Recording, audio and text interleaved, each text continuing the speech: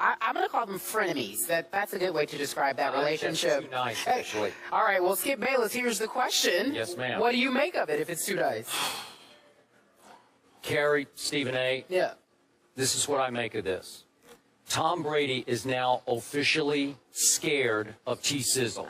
And I'm not overstating this because you know that I've got to know Terrell Suggs very well from the battles that we've had on this show repeatedly over time.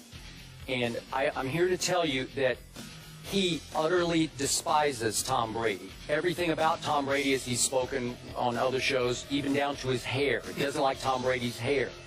And it's not an act on T-Sizzle's part. He just deeply despises everything New England, and he, to your point about the Tuck Rule game, he feels like that launched unfairly a dynasty, and that Spygate continued the dynasty in ways that it shouldn't have been allowed to continue. So he despises everything New England. And I'm here to remind you, the Baltimore Ravens should have won the last 3 times they played playoff games in Foxborough against Tom Brady. The middle game, you remember, it went to the buzzer, went to the wire, and Lee Evans missed a pass that was right in his hands. Then Billy Cundiff missed a chip shot field goal that would have taken it to overtime. The Ravens, I sat here right on First Take the next day and said, boy, the Ravens did everything but win that football game. So my point is that Tom Brady has and he despises T-Sizzle too, but Tom Brady has finally given up psychologically and said, I'm not going to give this man any more ammunition. He's already good enough as he is. I'm going to play nice with gritted teeth. As we saw yesterday, he was gritting his teeth and trying to smile because he fears what Mr. Suggs has done to him in 3 straight playoff games in the house that he built in Foxborough. So he's basically saying, I'm sorry, I'm afraid of him. I'm afraid of what he can become. I'm not going to rattle the cage, so to speak. I'm not going to relight the fire. I'm going to give him 0 ammunition to get further motivated to come in and torment me again. Because the biggest tormentor to Tom Brady has been this man. And he uses all of his hatred of everything New England to propel him after Tom Brady, down after play after down after play. And as Tom said yesterday, it doesn't even matter what the defense called is. This guy smells out the play, breaks the defense, and makes the play, especially against New England. So I think it took every ounce of Tom Brady's pride to back off yesterday and play completely nice when that's not how he feels about Mr. Suggs. I respectfully disagree with you because I think you're being a bit extreme. You can have a healthy and appreciable respect for somebody without fearing them. It's called competition. And when you are elite, you respect somebody who's elite. It's not fearing them. It's recognizing, yo, this brother can play.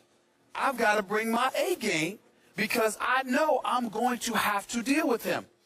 When Tom Brady lost in the Super Bowl, not once, but twice to the New York Giants in a span of 4 to 5 years, I had the luxury of speaking, whether it be to Michael Strahan after 2007, Justin Tuck, Jason Pierre-Paul, and those boys, and they talked about how they were putting a hat on Tom Brady all day long, and they were really socking it to him. And they talked about how Tom Brady was cussing out his offensive linemen, getting in everybody's face, but how they walked away from that game with even more respect for him than they had ever had because they viewed him as some pretty boy that was getting all the acclaim, all the headlines, etc.